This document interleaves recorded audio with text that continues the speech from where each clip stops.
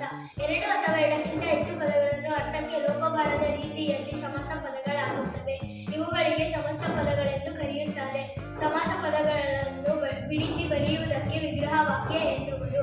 ಪೂರ್ವ ಪದ ಪ್ಲಸ್ ಉತ್ತರ ಪದ ಸಮಸ್ತ ಪದ ವಿಗ್ರಹ ವಾಕ್ಯ. ಉದಾಹರಣೆ: ತಲೆಯಲ್ಲಿ ಪ್ಲಸ್ ನೋವು ತಲೆನೋವು.